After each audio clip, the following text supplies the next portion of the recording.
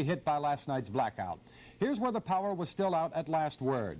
In Manhattan, about 500,000 people below 14th Street are affected. About the same number of customers in the East 60s, 70s, and 80s still don't have any power. In the West Bronx, about 68,000 customers are affected. In Queens, another 180,000 customers without power. In addition, there are outages in Bergen County, New Jersey, reportedly having nothing to do with the power blackout here in New York. It all started at 9:34 last night, when New York went dark for the second time in 12 years. Here at Channel 11, we were getting ready to go on the air. Instead, we got a new top story we couldn't air. The blackness that blanketed the metropolitan area covered some 10 million New Yorkers. To some, it was a jungle where looters, muggers, and snipers took to the streets in huge numbers, smashing windows, stealing, and injuring. Tonight, an armed man robbing a drugstore on Amsterdam Avenue on the west side of Manhattan was shot dead by police. He is the only criminal casualty in all of this so far. However, nearly 3,000 people have been arrested and 78 police officers have been hurt. The state police have been brought in, but Governor Kerry says he will not put the National Guard on alert. Arson has been a big problem, especially in the slum areas of the Bronx and Brooklyn. We'll have reports not only on the tragedies of the blackout, but on the many triumphs coming up. But first, Pat reports on how it all started. This is where it all happened. This is where the blackout that put Manhattan and 5 of its boroughs and part of Westchester in total darkness. This is Indian Point in Westchester on the upper Hudson River. Reportedly, what happened was in the midst of a severe summer storm.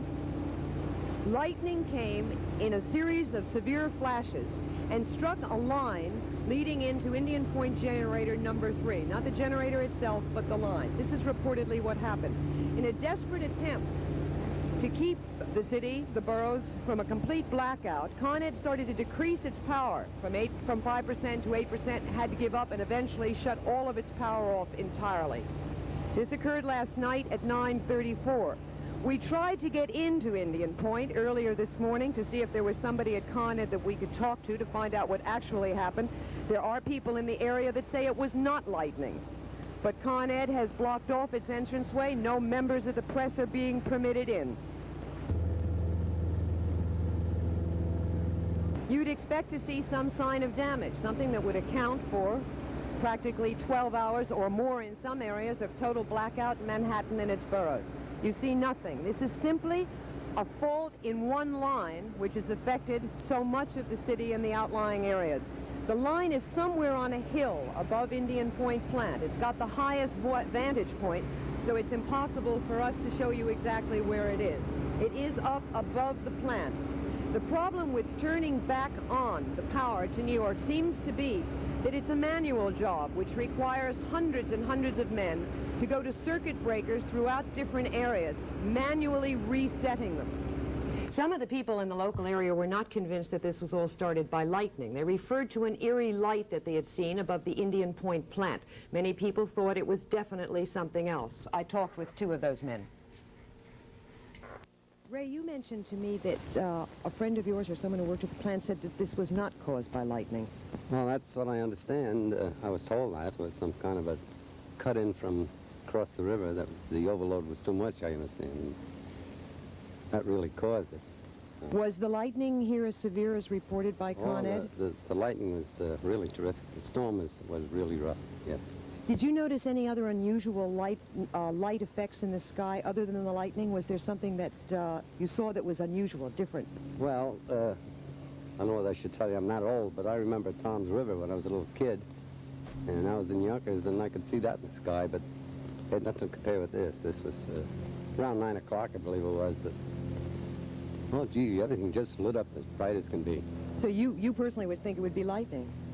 No, I know it was something else. It was a different glow. It was the whole place was like daylight, or even a blue light, for instance, not exactly daylight. And that went off, and then it came back again in a few minutes, the second time. After all the lightning had stopped, I saw some bright lights in the sky up north. I live in Tarrytown, and the lights were much brighter than normal lightning. And I knew it wasn't lightning. I thought possibly something happened up here, but the lights were already off at this point. What kind of brightness was it? Was there a color that you can remember that was... It was more orange than anything. It was more of an orange color than lightning color, and there were no veins of light through it. The light that both men were referring to was clarified to me later when Con Ed did give us permission. As a matter of fact, we were the only news crew that was given permission to go into the Indian Point facility. The light that the men were referring to was reportedly the explosion of the transformer leading into generator number 3. At 10:45, another explosion was reported in another transformer at a substation, but I haven't talked to Con Ed since then, so that is definitely just a report. We were not permitted to film the transformer nor the damaged line. We did get a broad view for you, which you just saw, which were the 3 units, the 3 nuclear units, number 1, 2, and 3, and the tie line, which up until now I've always referred to as an electric tower, but I learned a lot today, some of which I'll be discussing a little bit later with Roger Field. There's one addition to this, which I will read to you. The FCC, the Federal Power Commission, says the tie lines from the other companies to Con Ed were not strong enough to help support New York, so they had to be cut off. The Federal Power Commission wants to know why these lines weren't strong enough, and they're planning an investigation into this. Steve? Okay, Pat.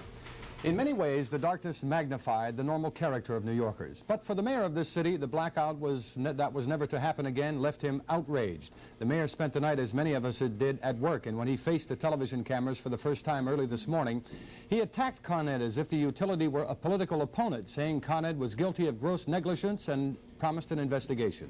We cannot tolerate, in this age of modern technology, a power system that can shut down the nation's largest city with a bolt of lightning in Rockland County. We deserve answers and remedies quickly. The Public Service Commission is already investigating this matter. The mayor has also appointed a board of inquiry with subpoena power to investigate all aspects. We're moving to appoint a board of inquiry and then to say that, however, before the board of inquiry sits, I declare the company guilty of gross negligence is a little like saying we'll have a fair trial before we hang the defendant. I don't think we were guilty of gross negligence at all. I think that the protective equipment we had on our system is good, it's modern, it's comparable to what other utilities have. Our machines were protected last night. In the first blackout, our machines didn't have the protection to keep them lubricated as they rolled down. We had that last night, and as a result, we had no major or consequential machine damage. So I just think respectfully, I think he's wrong about that.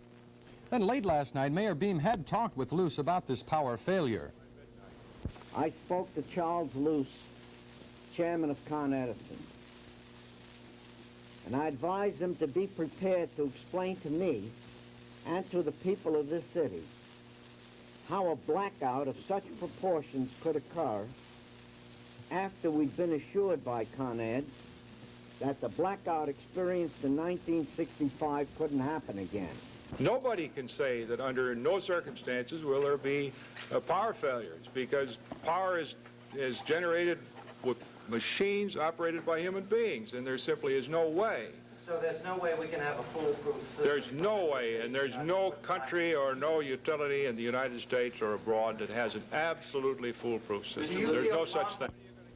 Then Luce said the Con Ed company will appoint a board of inquiry of its own, and said last night's situation was compounded because Con Ed had imported or was buying about 1/3 of its power from another utility. The reason was money. It's cheaper at times for Con Ed to buy power rather than generate the power itself. Luce said the company owed it to its investors. Then Mayor Beam, citing the millions of frazzled New Yorkers who suffered through the muggy 20-hour ordeal without electricity, said of Con Ed, "Sometimes I think we ought to condemn them to hang." Beam snapped when asked if he might not be given the giant utility a fair shake. Patty? Coming up, we'll have film reports on the looting and arson that ravaged parts of the city during the blackout. And we'll show you how the hospitals coped during the emergency and turned to outdated practices to save lives. And some important information on how the blackout may have made some of your food dangerous to eat.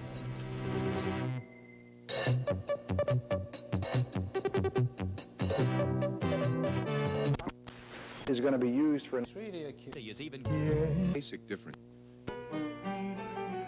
into the lead in the Bronx. Treasure Avenue at King. Luggage. Once in some areas that countless stores were stripped bare before police arrived. Harlem, the Bronx Fordham section, Bedford-Stuyvesant and Brooklyn, and Jamaica Queens were among the hardest hit. From midnight till shortly before dawn, along many main shopping streets, the cops were so outnumbered they often settled for retrieving bits of stolen merchandise dropped by the crooks on the run. Even inside the stores, while police sought to secure any goods which remained, looters popped up from behind counters and raced back out to the blackness. Windows were smashed, metal gates ripped away, and the streets filled with silhouettes carrying away whatever they'd grabbed.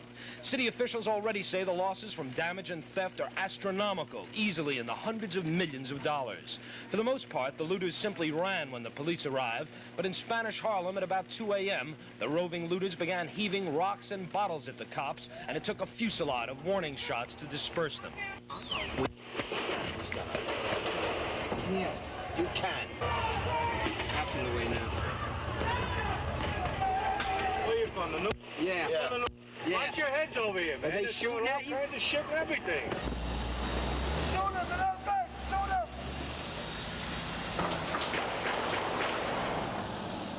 The fire department hasn't even counted the exact number of blazes throughout the city, but there have been at least 600, many of them deliberately set.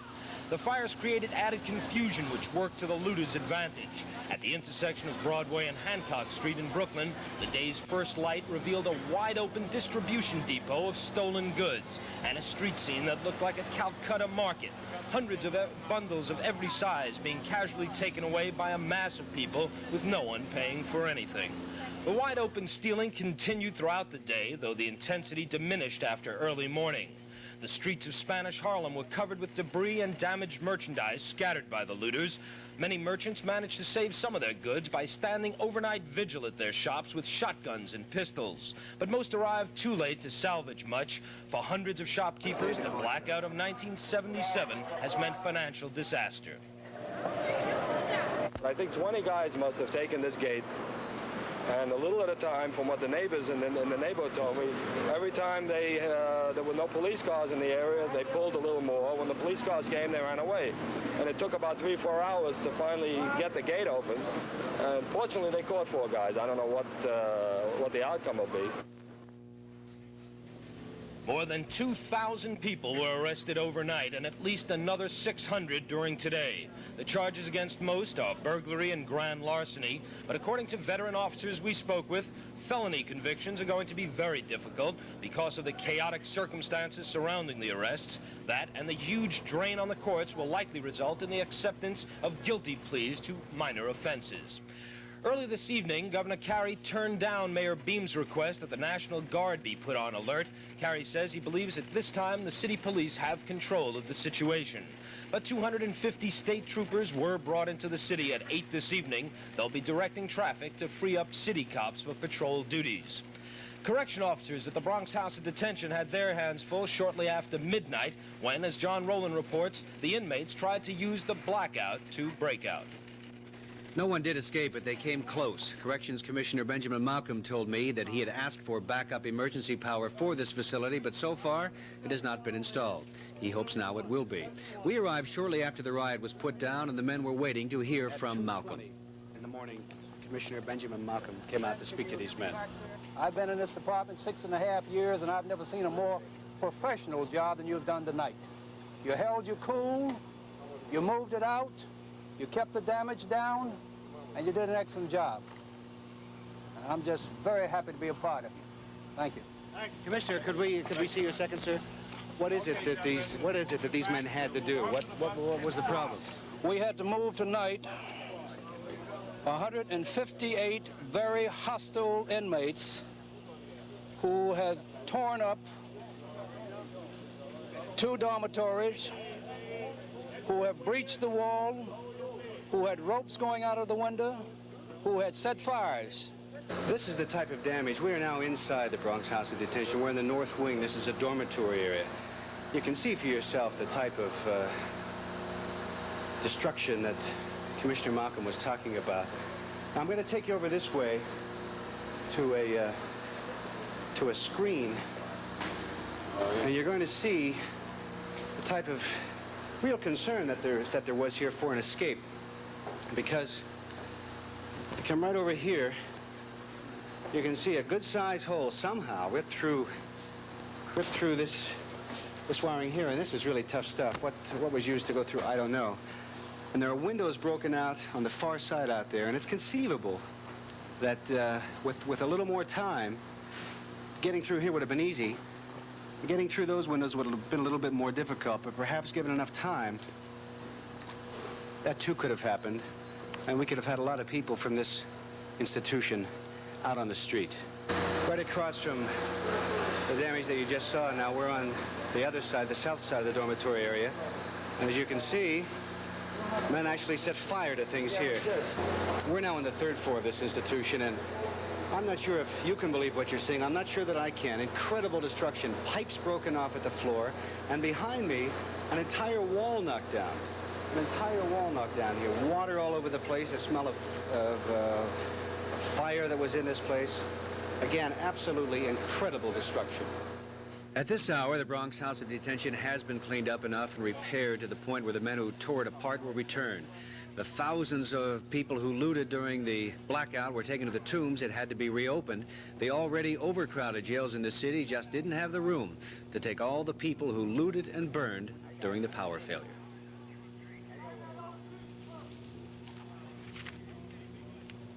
A lot of people were shocked and said so about the rape of the city by mobs during the dark hours, and Doris McMillan went out to find out what made people run wild. The question took us to Spanish Harlem, where the streets were paved with the remnants of what used to be store windows and security gates. Why the plunder? Well, according to one New York psychologist, the hot weather was a factor.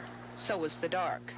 Dr. Leonard Krinsky says that when the lights are out, people feel freer to do anything they want. But most importantly, he says, it's the economics. There's been high unemployment in the Hispanic community. The people who live in the neighborhood echo the psychologist's sentiments. This community has not been destroyed by the people. It's been destroyed by the exploitation of businesses in this community, towards this community, by the lack of funds for jobs, by the lack of funds for housing, by the rates that Con Ed is in charge. You know, when a family has to pay $200 to $300 for a lousy apartment with rats and roaches, and they have to pay a Con Ed bill of $50, $60, $70 a month. They're the ones that are to blame. Sometimes they want to buy something and they can't afford it and they have to steal it. We all feel that way. Some of us do. A lot of us do, but it's not right, though. Some of the merchants whose businesses were destroyed took a different view. They spent the day closing their stores, which had little left to steal, and they were bitter. We've been here 75 years. We're a respected member of this community, and this is what was done to us. Hello? What are you going to do now? Nothing. What can we do anymore? We're lost. We're finished. We're wiped out. And these people are going to be lost because of that. They seem to be waiting for stuff like this. They seem to thrive on this kind of business. See, they hang around. They just hang around and wait for something to happen. so they can get in. See? And I'm not the only one. They took next doors, and they took the one store on the corner, took a few other stores up the street. What does this do to the community? It ruins it. They're going to make a ghost town out of the city of New York. Many of the stores in this neighborhood may not open again. The store owners say it's a shame since they've spent so many years in this neighborhood. As for the residents, well, they got what they wanted during the late night hours, but said one man, did they stop to think about tomorrow? On 107th and 3rd Avenue, this is Doris McMillan. And if you're wondering why your phone worked while your lights didn't, it's because Ma Bell has backup power. It went on when Con Ed went out. Ma Bell says it handled something like 80 million calls during the blackout, twice as many as would be the normal amount. Instead of the average 17,000 calls in a 24-hour period to 911, it was dialed 45,000.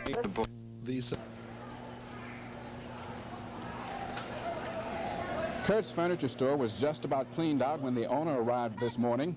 Behind what was left of his protective gate, he lashed out at the mayor, the governor, and the looters. It's a carnival, and the mayor thinks it's a carnival, and Kyrie thinks it's a carnival. What kind of things did they take out? Everything. Heavy stuff. Nobody. They took everything. They took them with cars. They took them with cars. Refrigerators, washing machines, gas ranges, okay? Police did make several arrests in the area. This man was taken into custody for threatening a store manager who refused to let a gang of kids in to take what they wanted. But for the most part, police just chased the looters away, then stood guard over what was left. In more than a dozen stores along Broadway, there wasn't very much left. Looters, well aware that the police were not pursuing them, walked leisurely home with their loot, seeming not to care whether they were filmed or not. Some of the vandals were under 10 years old. Others were older and apparently were out to do more than just rip down gates and take what they wanted. Fires were set in stores after they had been looted. Like the police, firemen were spread too thin to keep up. In one block along Broadway, 4 stores were burning. One resident said the National Guard should be called in. Looters were beginning to break into private homes, and the whole neighborhood seemed to be burning.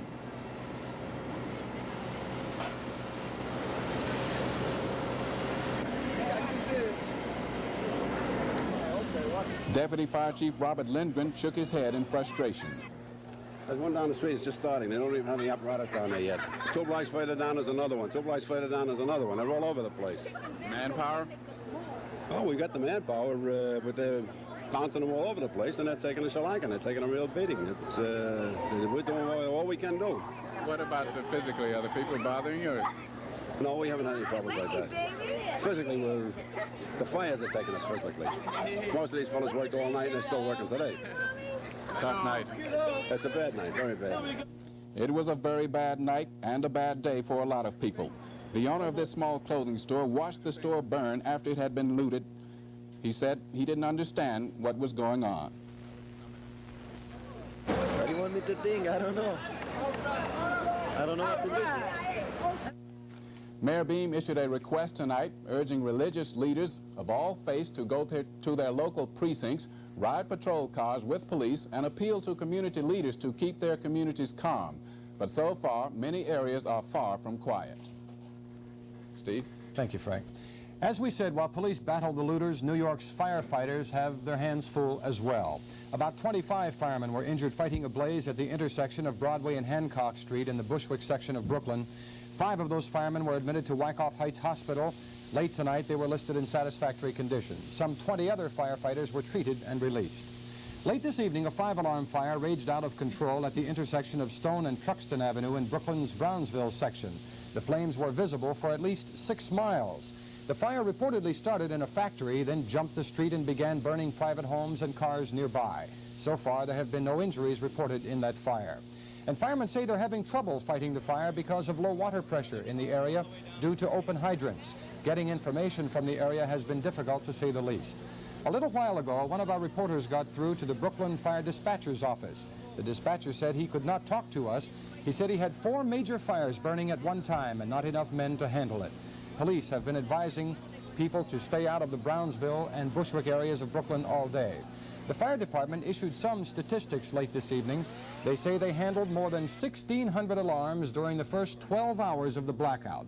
Almost 2/3, that's 2/3 of those alarms, they say, were false alarms. And as we mentioned, several fires continue to burn in Brooklyn right now, one tragic result of New York's blackout of 1977. Steve, New York jails are so overcrowded tonight that the city's most infamous lockup has been reopened to handle the crush. We'll have that report in just a moment, and later on, we'll tell you about some of the other news around the world today, along with complete sports and weather as Action News continues. Would you like to come in? With gas, you can't cook long without exhaust fans. So for many early risers, coffee was the only solace. But Casey's Kitchen's owner, Bill Passion's customers, took it in the traditional fashion of New Yorkers. They were very good about it, and they waited for the coffees, and they were very patient. And it was just a lot of fun. Everybody took it good-naturedly. But the power didn't come back on in other parts of Manhattan until later. So the people on Roosevelt Island missed having their tram ride to the city this morning because the Manhattan station is 3 blocks shy of 62nd Street, where the juice stopped flowing. Luckily, both cabins of the tram were in their respective stations when the blackout happened last night, but an auxiliary power unit would have brought them in anyway. Naturally, thousands and thousands of New Yorkers ignored the mayor's early morning declaration that New York City was closed for the day. But many folks who did make it to work found themselves locked out of buildings with no elevators to take them to their offices or air conditioning to keep them cool. All in all, not a very pleasant experience at best. But then some people get a kick out of anything. This is Bob O'Brien. And after a very hectic night, Mayor Beam lashed out at Con Ed, saying he was outraged, and like other New Yorkers, he never thought he'd see a rerun of 65. Anthony Preisendorf reports. The mayor was tired, and he showed it. Sleepless night and countless interruptions had etched the lines more deeply in his face. Surrounded by his commissioners, the mayor walked into City Hall's Blue Room, lit by an emergency generator that would later be loaned to the city morgue, to assail Con Ed. At best, Beam said Con Ed has shown gross negligence. At worst, the mayor added something far more serious. For the mayor running for re-election, Con Ed, the utility New Yorkers love to hate, had temporarily replaced crime as the #1 political issue.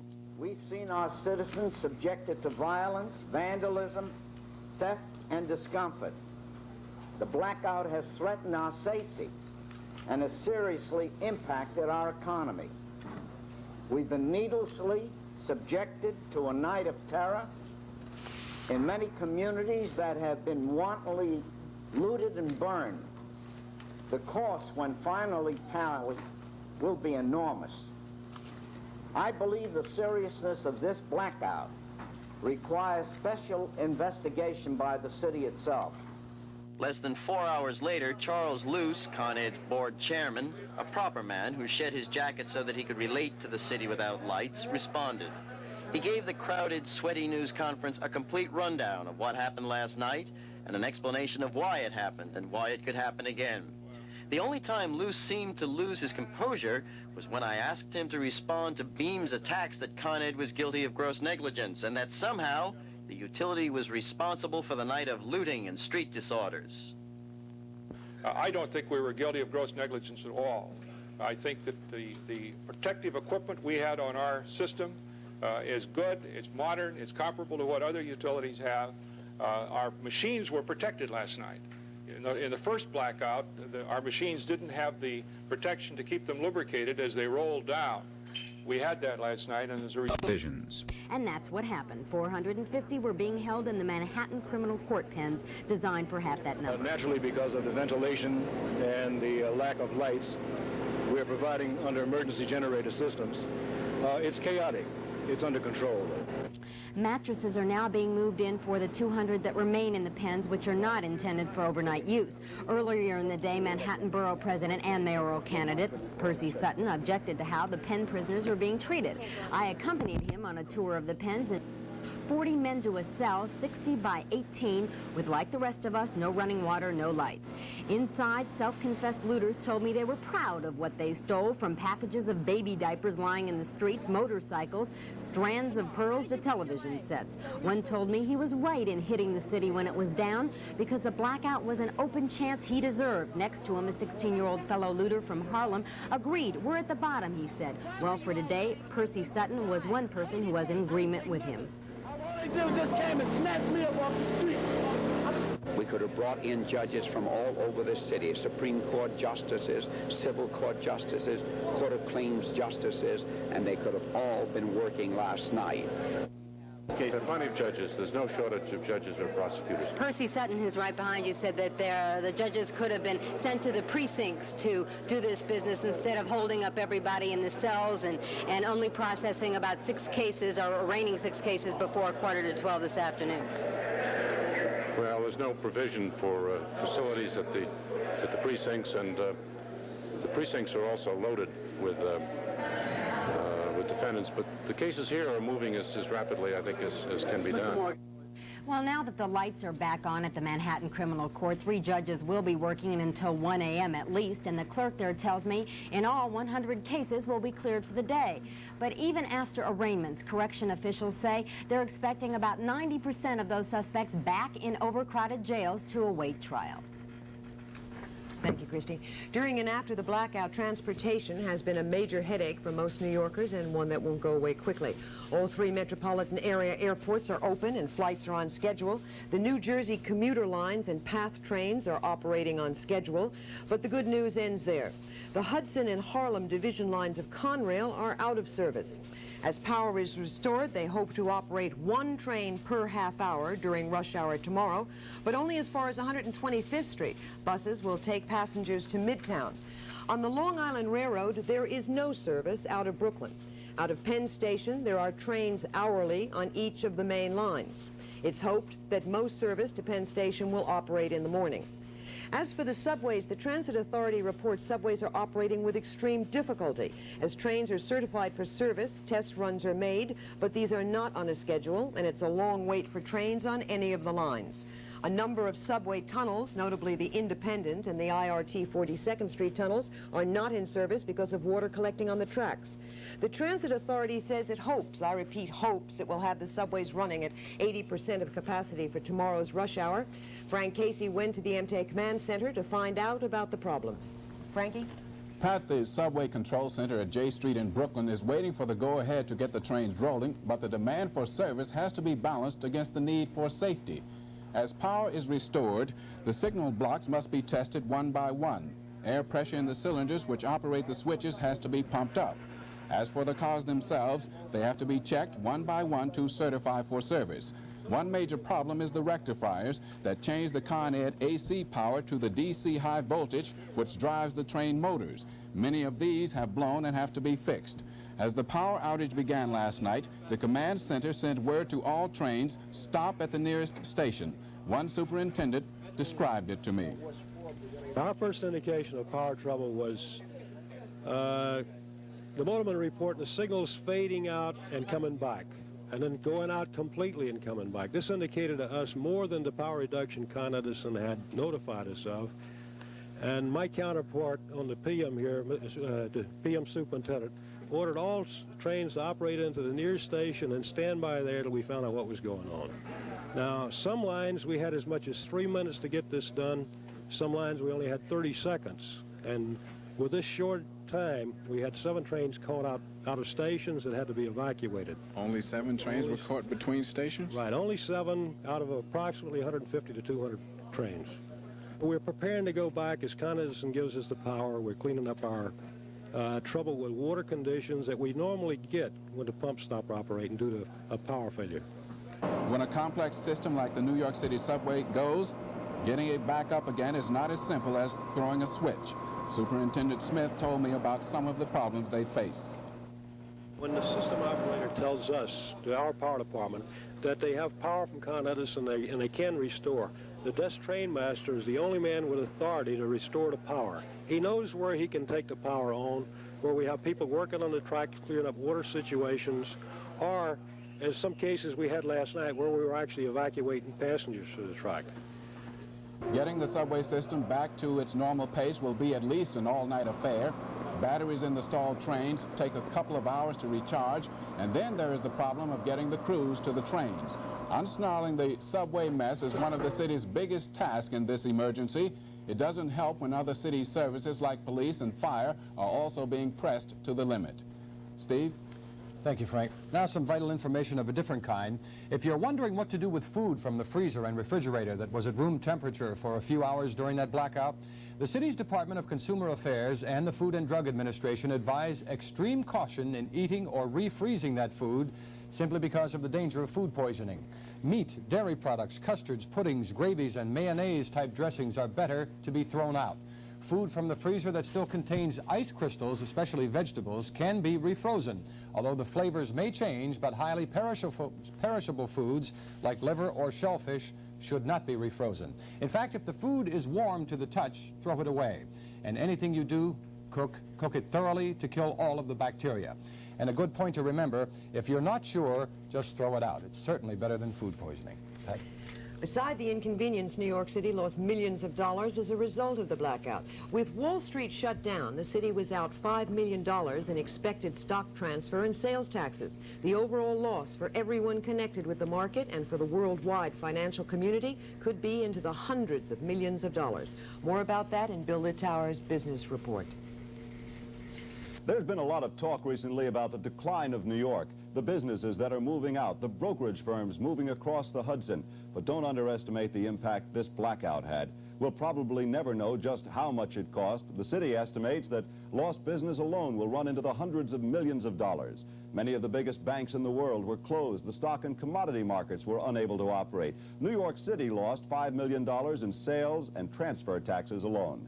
This is still the financial capital of the world, and when business grinds to a halt in New York, the impact is felt not only across the country, but around the globe. Businessmen around the world trust New York. The phones work. The mails move regularly. We aren't surprised by crippling wildcat strikes. How many multi-million-dollar international deals may have been held up from Japan to Saudi Arabia because the bankers, the brokers, the shippers, or even the technicians that make the computers hum couldn't get to work in New York today? And that doesn't include the millions lost in the looting, arson, and vandalism that took place in the streets. This blackout may have hit New York, but it must have been felt around the world. Coming up, we'll hear from some of our reporters and staff about how individual New Yorkers coped with the crisis. And science editor Roger Field will compare the blackout of 1965 to the blackout of 1977 when we continue.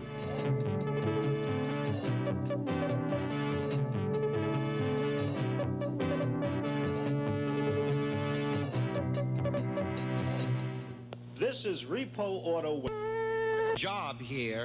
Now, don't panic. Head of our Mexico desde 290. This is the best medicine for me, Zip.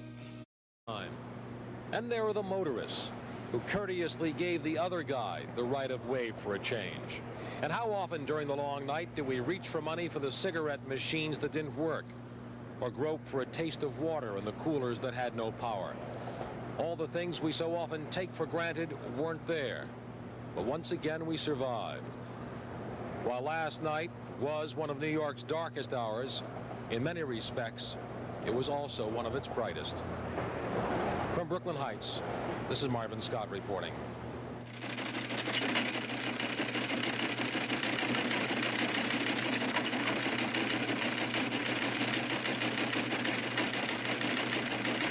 What size luxury? Your Lincoln Mercury dealer offers 3 luxury car choices. Lincoln Versailles, a new smaller-sized luxury car, similar in size to the finest European luxury sedans.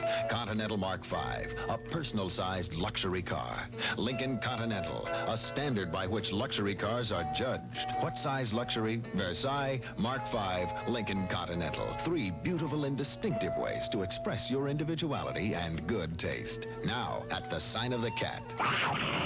Bloomingdale's presents How to Be a Hit in Your Bedroom. Hit number 12, brighten things up. Sleep with Cacharel. Cacharel Chant de Fleur floral pattern sheets, complete with matching comforter and sham. Twin size $6.99, regularly $8.50. Matching comforter $55, regularly $75. Or Cacharel's. Down on East 78th Street came a bagpiper, and behind him a growing entourage of people holding bottles and cans as instruments. When the blackout hit, the entire Action News staff was mobilized, and editors and staffers joined regular reporters in the streets to find out what was happening. Our critic Jeffrey Lyons went to the theater district. Jeff, what happened when the lights go out on Broadway? Well, Patty, it was almost like a scene from A Clockwork Orange or On the Beach. I went to all the theaters with the knowledge that one TV station was supposed to show a movie called Blackout last night at 4 o'clock in the morning. We were supposed to show The Big Sleep at midnight. There were ironies aplenty. Another movie that was on last night was a picture called Made for Each Other, which has a reference to the 1965 blackout in it, incredibly.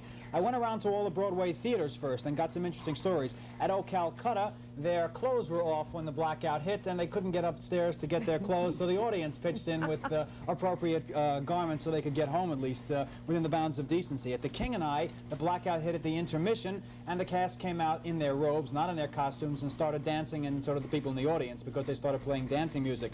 Over at the Schubert, at a chorus line, they were told to save their tickets, and a lady from Hawaii told me she'll stay in New York as long as it takes to see a chorus line. At Shenandoah, John Cullum calmed the audience with singing a song called Freedom, which is the big song from that because there was some difficulty there.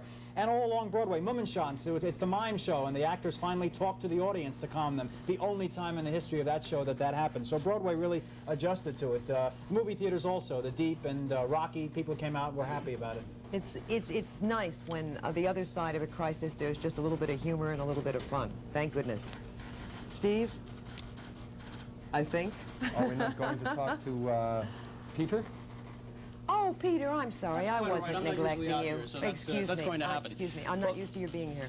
Thanks a lot. Well, the first thing is, it must have been quite a night for bagpipers. You were saying that something about 72nd Street. 78th Street. 78th a bagpiper was marching down the street. I got a call from a friend of mine who said that if possible, I should come up to the west side, 57th and 7th Avenue. There were 12 guys in kilts. you live in that neighborhood. Did you hear that? Heard them, yeah. 12 guys in kilts going down the street in bagpipes. I was over by Grand Central to see what conditions were like there, and one of the cops told me that there was some bagpiper roaming the corridors, like the Canterville Ghost, playing the pipes. In Grand Central Station? Central Station. They never found him, but all I heard was the sound of some guy doing the bagpipes. You know, and then, well, down at Grand Central, I ran into a couple that had just gotten off the Circle Line cruise. They were on it when the lights went out, and they said it was very interesting to sit back and watch Manhattan blink on and off and suddenly die. And one couple was looking up at the 59th Street Bridge and disappeared. And all they saw were the lights of the cars going over them, so it looked sort of weird. One other thing that hit me was an old woman outside Grand Central. She was sitting on one of the old fire stands, and she was there with her little bag. She was very well dressed, not a bag lady, just a woman who had gotten trapped in the city with a cane and sitting there, and I walked up and asked if I could help her with anything. I had to speak up again because she couldn't hear me. When she finally did, she said, no thanks, I've been through 3 wars and I think I can manage this. I'm glad we came back to you. I'm sorry I forgot. That's all right. Steve? Back to work. All right, thank you all. When the lights flickered off last night, there was no help from the heavens either. Our skies were covered by heavy clouds, and on the streets there was an inky darkness. In the 1965 blackout... The fire damage, the enormous cost of the rampage of looting. The best guess is the great blackout in New York will cost up to the hundreds of millions of dollars, and that's without calculating the flight of capital, as many businessmen think of the price of inconvenience and as the last of the last straws, and rethink the price of staying on to possibly face it all over again. We'll have more on the New York ordeal as our 10 o'clock news continues.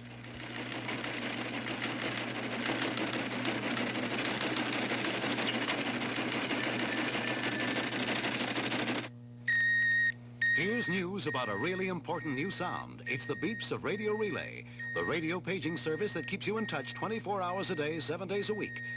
Power line and a crucial substation, both directly north of the city. Together, they accounted for roughly 1/3 of all power reaching the city, and by going out, they overloaded the Ravenswood plant in Queens. All 5 boroughs and Westchester went dark, but this time the domino effect stopped there. Now, there are several reasons why the blackout was contained this time. In engineering terms, under-frequency relays let power pool members shed load. Now, that's technical talk. What it means in ordinary language is that the network of generating stations now have sophisticated switches between them that act like fuses. They open up when a section gets in trouble and its power plants start grinding slower and slower and slower. These switches sense the slowdown and disconnect power to the troubled area. These days, there are also more power lines and more generators. Now, since the last great blackout, the new technique has had its ups and downs. It did great in 1971 when a similar disaster affected only part of Long Island. It did poorly last year in Utah when an electrical problem blacked out the whole state and part of Wyoming. And it fared not so well recently in Florida when 2 outages hit the southern part of that state. So the power system has been improved since the blackout of '65, but that didn't prevent the past 24 hours from being a nightmare for residents of New York City. A main reason is because our power lines are all buried underground. This means they're insulated and cooled with oil. Now, that oil is circulated by means of electric pumps. So unless you have electricity to drive those pumps, you can't use the power lines. And without the power lines, you don't get the electricity. Obviously, New York has an electrical startup problem you don't have anywhere else. But engineers did limit the power failure mainly to the metropolitan area, and apparently what caused it was much more than just a relay pooping out. Pat, you were up there at Indian Point. What did they tell you? Well, I'm not much of a science buff, Roger, as you know. I talked with them trying to clarify for the first time, because they claimed they had heard a lot of inaccurate information, the sequence of events. It seemed that it was more of a natural... I'll tell the truth. The Cards and the Phillies 5-5 at the end of 9 1/2. The Braves 7, the Reds zip. That's after 8 innings. George Foster has hit 3 home runs. The Dodgers 2, the Astros 2 at the end of 6 1/2, and they're pulling me off. Why did you give me credit? Anyway, there was plenty of power in Milwaukee this afternoon, mainly from the bat of Reggie Jackson. He had 2 home runs, and George Zeber had one as the Yankees beat the Brewers 6-3. Ed Figueroa got the win with some help from Sparky Lyle, who did not fizz out.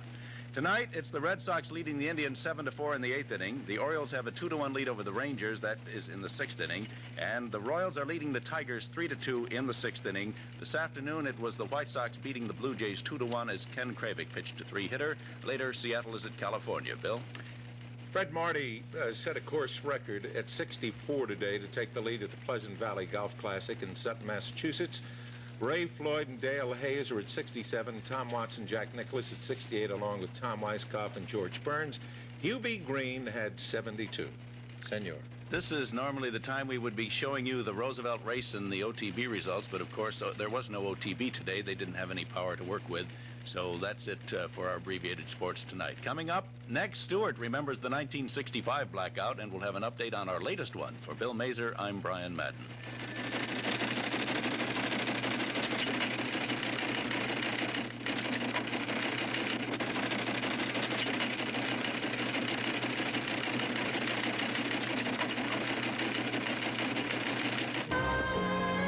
It'll be clear and warm tonight, low temperature in the low 70s. Partly sunny and hot tomorrow, more humid, and a temperature around 90 degrees. I'm John Vitiver. Here's more of your music on Y97. Ethical, a struggle truly to imitate the ideal, and that... You can put up to 10 years of news. The power was not restored until after 5 this evening, but the staff is preparing a 64. I'm really going to miss this place. We didn't need the 92-degree high under blazing sunshine this day of all days, but that's the way it was. And we'll have a clear, warm night, hopefully with no loss of vital electrical power, so the air conditioners will probably be humming again. Tomorrow also, we'll have another hot, sunny day, but more humid, and therefore a little more uncomfortable than today. There's a chance of afternoon rain, perhaps in summer thunder showers tomorrow. It looks like a hot, sticky weekend all around the New York metropolitan area. Hot on Saturday, Sunday warm, sunny, and less humid again. And the next work week should begin with fair skies, temperatures in the 80s. Where were you when the lights went out in 65? President Lyndon Johnson was recovering from a gallbladder operation, the fighting was fierce in Vietnam, and John Lindsay had just been elected mayor. Stuart Klein recalls the Big Apple blackout of 12 years ago. A Scandinavian Airlines passenger plane was circling to land after an 8-hour flight from Copenhagen when pilot Carl Lofsted looked down and suddenly Kennedy Airport disappeared. The time was 5:27 p.m., Tuesday, November 9th, 1965, and at that instant, the lights went out. Within 15 minutes, a massive power failure had plunged into darkness an area from Canada to Pennsylvania, containing 30 million people. And hardest hit was the Big Apple.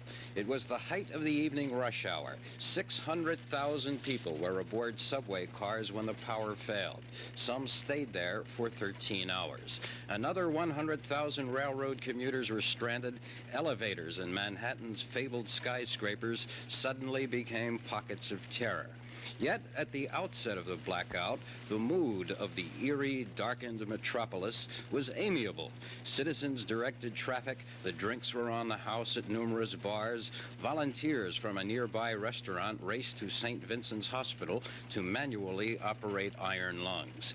During the entire blackout, only a dozen stores were looted, only 90 persons were arrested. Most people tried to help their neighbor. A man climbed 37 floors in the Empire State Building to bring insulin to a diabetic office worker. Police walked a tunnel under the East River, bringing coffee and sandwiches to stranded subway riders.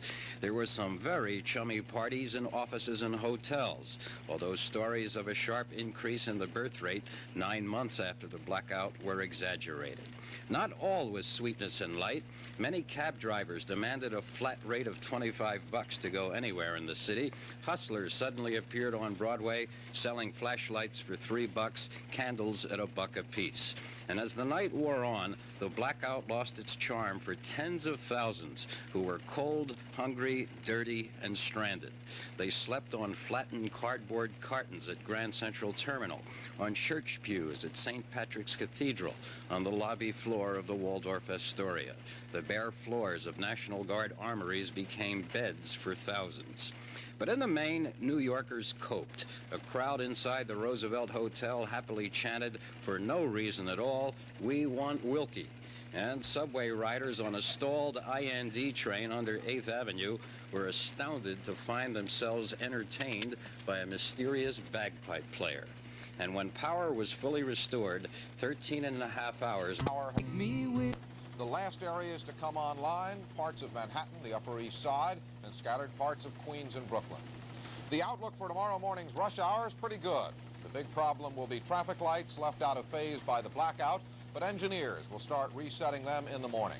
Subways were rolling by late this afternoon, with the exception of the IND lines that had been affected by the Brooklyn-Queens power problems, and they were normal by about 8 p.m.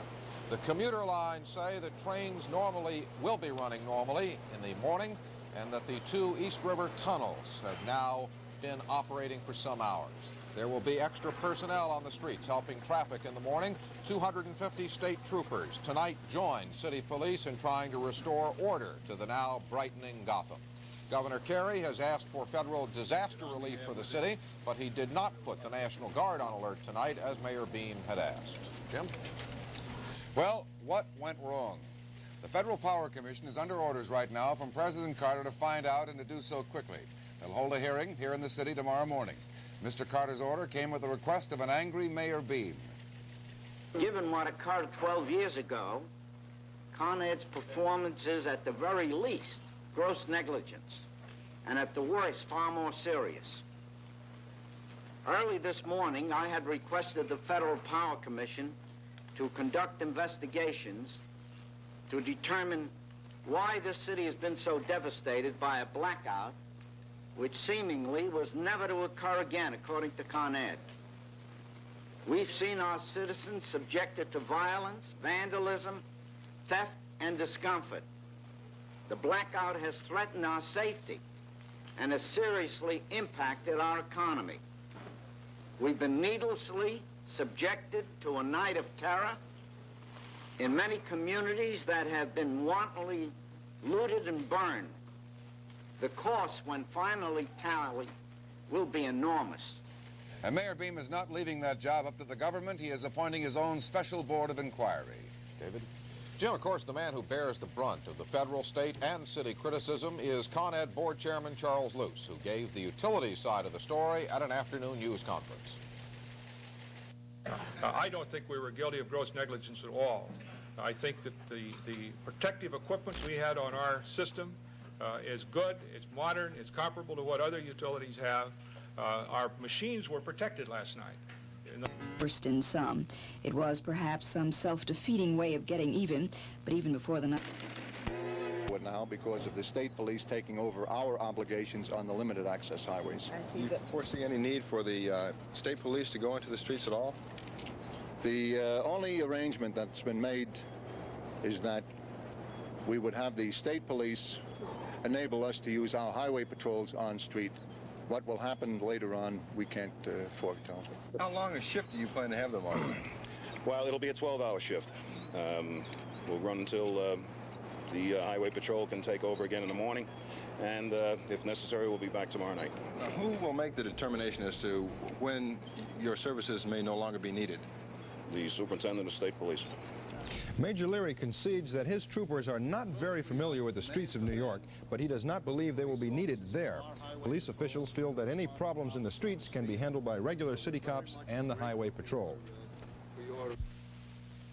You have both your own radio equipment as well as radio equipment we've furnished. So if there is any problem, get on the air with it. We'll obtain information for you to overcome any problems that may occur, advice or assistance as you may need it. A highway patrolman told us that there will probably be at least 5 highway patrol cars in each borough at all times. The highest concentration, of course, will be in the most volatile areas of Manhattan, Brooklyn, the Bronx, and Queens. Now, we don't mean, of course, to create any kind of unnecessary sense of urgency. We hope there's no violence in the streets tonight, but at least it's comforting to know that the city is prepared. Larry? Spencer, Con Ed's public relations people are working overtime tonight trying to explain the embarrassing walkout. John Johnson has been listening all day and night to those explanations, especially from the Con Ed chief, the chairman of the board, and John has this report. An act of God outage, lightning, buying too much power from outside sources, low oil pressure. All reasons, according to Con Ed Chairman Charles Luce, for the Con Ed power system to collapse like dominoes, causing a blackout that was supposedly all but impossible. Predicted diversionary actions designed to take the heat off of cooperating looters. And those looters also had a field day. In one Brooklyn neighborhood, they boldly wheeled a piano from a local music store, then sought ways to move it. Police were either absent or unwilling to interfere. Earlier, a raging 3-alarmer raced through a combination furniture and clothing store on Broadway in Brooklyn's Bushwick section. This, as looters surged through nearby streets, taking everything in sight. The man who owned that store was dumbstruck. 25 years I've been in business. I got wiped out in one day. The cops were standing in front of the store this morning with me. At least 30 policemen there just taking out the stuff, all the furniture, just standing there. They couldn't do a thing about it. Just send out the National Guard to show tear gas, protect every individual. What are we paying taxes for? What's going on? Wiped out after 25 years. Yeah? 25 years, 25 years. I like that speech, my friend. Only a small percentage of the onlookers actually participated in the looting, but many others, mostly young people, literally cheered the looters on. Well, don't you realize you're ripping off and burning down your own community? Yo, this is something, you know, everybody got to do, you know, because of the situation, man. Situations like that, man. Ain't no man to say nothing like that. You know, like, look, hey. you're burning buildings that everyone lives in. You're burning homes. Why? The man will not a home. Now, it's no explanation for now. You know, that's just stupidity. But the stores, I can dig that now. Hey, you know. Yeah. Have you ripped up anything yourself? Nah, baby. I'm just walking and looking. And looking. When my time come, hey. Miles away on Manhattan's Upper West Side, the debris-filled streets teemed with people. But unlike the chaotic Bushwick section of Brooklyn, there was no reported daylight looting. Beefed-up patrols from the 24th Precinct kept a tight rein on the neighborhood. At the precinct itself, where all leaves and vacations were canceled and all offices were working 12-hour tours, Lieutenant David Velez ruefully cited some shocking statistics that reflected the scope of last night's violence. There were 138 arrests made approximately, and we suffered damage to approximately 50 stores, mostly on Broadway between 86 and 110, where our business community is. And some of the stores were it's from slight to heavy damage on some of the stores. One of the stores hardest hit on Amsterdam Avenue, a hardware store owned by Leonard Altman. But compared to Le Mans Boutique, the damage at Altman's was minor. Rampaging looters literally devastated the chic 3-level men's shop that catered mainly to the area's well-heeled business and professional men. Somehow, they did manage to overlook a penny in the cash register, deliberately perhaps. But owner Kenneth Morgan says they took just about everything else. How bad a loss is this? Well, did you hear the lady? She said it was unbelievable, which it is. The loss is total. I think there is one shoe left in the store, and it was fully stocked. The furnitures and fixtures, most of them are gone, are broken. Do you think you could ever start up again? That's what I was thinking about, and I think that we will. Yeah. With the return of even partial electric power, police say the situation should return to normal. And with the beefed-up patrols and the state police reserves called into the city, officials believe the message is loud and clear. The end of violence is upon us. This is Chris Borkin, Channel 2 News reporting. And while tonight did not see the end of violence, it was nothing at all the way it was last night. John Tesh will have a report on that, and consumer editor John Stossel will have some advice about all that food warming in your refrigerator as our coverage of Blackout 77 continues. Control center, these people are talking to modem. Well, it started right now. In fact, got a box. Rage that at this hour, the city of New York is still without power, and the prospects for restoration of full electrical service remain vague as far as Con Ed is concerned. And given what occurred 12 years ago, Con Ed's performance is at the very least gross negligence, and at the worst far more serious.